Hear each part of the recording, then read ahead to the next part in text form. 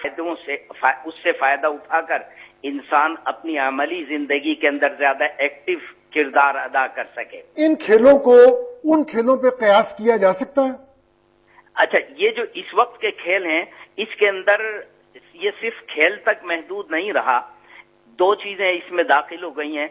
बाज गेम तो ऐसे हैं कि उनके अंदर बहुत ज्यादा सारा दिन और सारी रात इन्वॉल्व हो जाती है, इंसान किसी और काम का नहीं रहता, तो वक्त का जिया बहुत है। जैसे मसलन टेस्ट मैचेस हैं जो 4-5 दिन खेले जाते हैं, उसके अंदर बड़ा वक्त जाया होता है। मैं ये कह सकता हूँ कि ये टेस्ट मैच जो है ये इस्लाम से दूर है, और ये जो नया फॉर्मेट है 2020 ये इस्लाम के करीब है।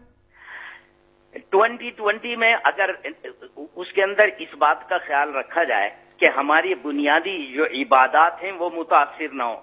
मसलन बसा औकात होता है कि जुमा का दिन जुमा की नमाज का वक्त है और उस वक्त में हम क्रिकेट खेल रहे हैं जी, तो वो नमाज के वक्त में तो कोई और काम शरन जायज नहीं है ना, सिर्फ नमाज ही अदा करनी है।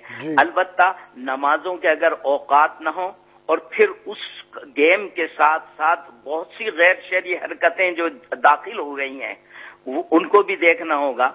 मिसाल के तौर पर अब तो मैच फिक्सिंग होती है, इसी तरीके पर जुए का बहुत बड़े पैमाने पर कारोबार होता है, तो ये जुआ भी जायज नहीं है, हराम है। और इसी तरीके पर मैच फिक्सिंग जो है ये भी एक किस्म का फ्रॉड और धोखा है जी। तो ये चीजें इसके अंदर दाखिल हो गई हैं, इसकी को भी हमें चेक करना होगा कि ये चीजें उसके अंदर नहीं होनी चाहिए। डॉक्टर साहब, क्या मैं आपका नुक्ता नजर ये समझूं कि आप कह रहे हैं कि अगर ये चीजें जो जिनमें कबाहत है इनको निकाल दिया जाए तो अपने असल के एतबार से इन खेलों में कोई बुराई नहीं है? असल के एतबार से इन खेलों में फिर बुराई रहेगी नहीं। शुक्रिया यूसुफ साहब। जैसा नाज़रीन ने कहा कि असल के एतबार से कोई खराबी नहीं है, मैं ये अर्ज कर रहा था कि बात समत देने की है और एक जिहत मुतय्यन करने की है, उससे सारे मामले का रंग बदल जाता है।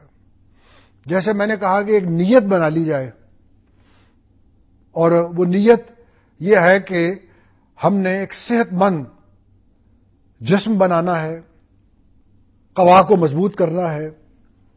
इस तरह एक और चीज भी है, खुद दीन में एक तफरीह का तसव्वुर भी है।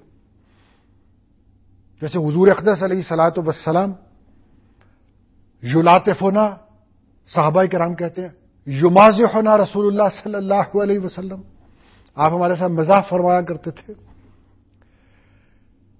तफरीह का तसव्वुर यह है कि एक जिंदगी में गुजार रहा हूं, मोनोटनी यकसानियत से अब उकता गया हूं, अब काम में मेरा दिल नहीं लगता है। वो जिम्मेदारियां जो अल्लाह ताला ने मुझ पे आयद की हैं, रिज़्क़ हलाल कमाना, बीवी बच्चों के हुकूक अदा करना, माँ बाप के हुकूक अदा करना, हमसाये की खबरगिरी करना, ऐसी बहुत सी चीजें अब ये ठीक तरह से मैं कर नहीं पा रहा हूं उस यकसानियत की वजह से। अब मेरे आसाब थके हुए हैं, तो मैं ये चाहता हूं कि कुछ अरसे के लिए कुछ रिक्रिएशन, कुछ तफरीह कर लूं, ताकि मेरे आसाब, मेरा नशात लौट आए, मेरे आसाब बहाल हो जाएं और फिर पूरी तनदही से मैं अपने काम में लग सकूं।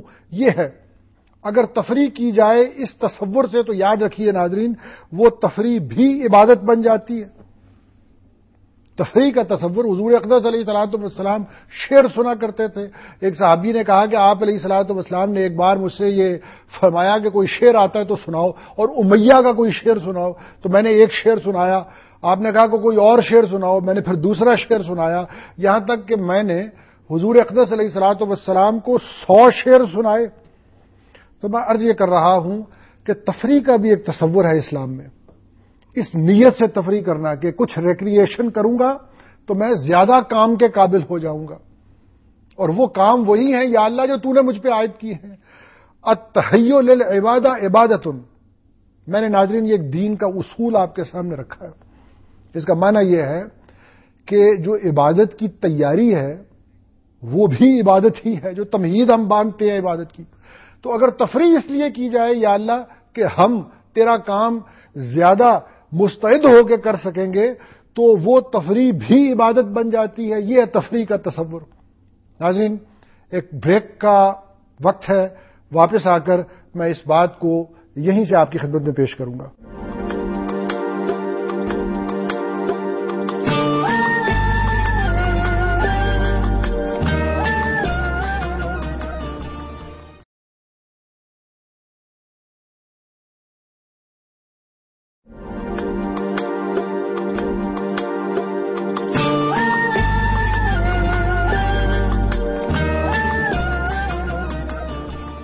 ناظرین، بریک پہ جانے سے پہلے میں عرض کر رہا تھا کہ اسلام میں تفریح کا بھی ایک تصور ہے، یہ کہ اسلام صرف یہ چاہتا ہے کہ آدمی سنجیدہ رہے اور غیر ضروری طور پر سنجیدہ رہے اور ایک تکلف اپنے اوپر طاری کیے رہے۔ ناظرین، یہ اسلام کا تصور ہم نے تو کہیں نہیں دیکھا۔ حضور اقدس علیہ الصلوۃ والسلام نے تو ارشاد فرمایا کہ تبسموں کا فی وجہ اخی کا صدقۃ، کہ تم جو اپنے بھائی کو دیکھ کے مسکراتے ہو یہ بھی ایک نیکی کی چیز ہے۔ یہ تصور کہ سنجیدہ ہی رہنا ہے اور کوئی تفریح اسلام میں نہیں ہے، یہ اسلام کا درست تصور نہیں ہے۔ صحابہ تو یہ کہتے ہیں کہ ما رأیت اکثر تبسما من وجہ رسول اللہ صلی اللہ علیہ وسلم، کہ میں نے حضور اقدس علیہ الصلوۃ والسلام سے زیادہ مسکراتا ہوا چہرہ آج تک نہیں دیکھا ہے۔ تو آپ علیہ الصلوۃ والسلام نے جو ارشادات حدیث کا رخ کرتے ہیں تفریح کو سمجھنے کے لیے، ایک حدیث میں آپ علیہ الصلوۃ والسلام نے ارشاد فرمایا کہ یہ جو دل ہے یہ بھی تھک جاتا ہے، جس طرح بدن تھک جاتا ہے اس طرح دل بھی اکتا جاتا ہے، تھک جاتا ہے۔ تو تم مختلف طریقوں سے اس کو بہلاتے رہا کرو اور بڑے سمجھ کے ساتھ، حکمت کے ساتھ اس کو بہلایا کرو، یعنی فہم کے ساتھ۔ میں وہی بات عرض کر رہا ہوں، فہم نہ ہو تو اچھا بھلا کام خراب ہو جاتا ہے، اور بہت سی ایسی چیزیں جو بظاہر اوپری سی لگتی ہیں وہ بھی دین میں فٹ ہو جاتی ہیں اور ان میں کوئی تصادم نہیں رہتا ان چیزوں میں اور دین میں، اگر فہم کو استعمال کیا جائے۔ اور حضور اقدس علیہ الصلوۃ والسلام کا ایک اور ارشاد گرامی کہ روح القلوب ساعتن فساعتن، کہ ان دلوں کو ہلکا پھلکا، ان کو آرام دیتے رہا کرو، ان کو بہلاتے رہا کرو کبھی کبھار، کیونکہ یہ بھی اس کا حق رکھتے ہیں۔ یہ اسی تفریح کی طرف اشارہ ہو رہا ہے۔ تو ان سب چیزوں کو اگر یہ ایک سمت بنا لی جائے اور نیت یہ بنا لی جائے کہ میں یہ جو کھیل دیکھتا ہوں یہ ایک تفریح ہے، ایک یکسانیت مجھ پہ طاری ہو گئی تھی، میں بور ہو گیا تھا اور میں تھوڑی دیر کے لیے اپنے دل کو بہلانے کے لیے یہ سب کچھ کر رہا ہوں اور پھر میں اپنے کام میں لگ جاؤں گا زیادہ مستعد ہو کر، تو پھر کوئی تصادم نہیں ہے اسلام میں اور ان کھیلوں میں۔ لعب، لغو، لہو، جو میں نے آغاز میں الزامات جو لوگ عائد کرتے ہیں وہ عرض کیا تھا۔ لہو کیا چیز ہے؟ لہو ہے کہ جو آپ کو ضروری کاموں سے غافل کر دے، آپ کی توجہ ہٹا دے۔ مفردات میں راغب اصفہانی کی لہو کے آگے یہ لکھا ہوا ہے، یعنی الہاکم التکاثر، کثرت مال کی ہوس نے تمہیں غافل کر دیا۔ الہا یہ بھی لہو سے ہے۔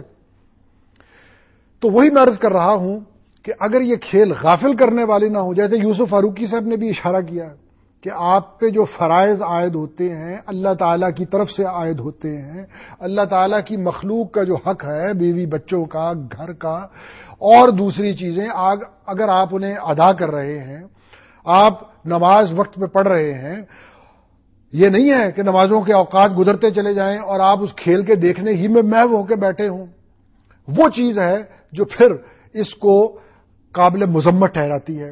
تو اگر آپ کو اس نے ایسے اپنے اندر جذب نہیں کیا، آپ باقی ضروری کام سب انجام دے رہے ہیں، تو پھر یہ لہو نہیں ہے۔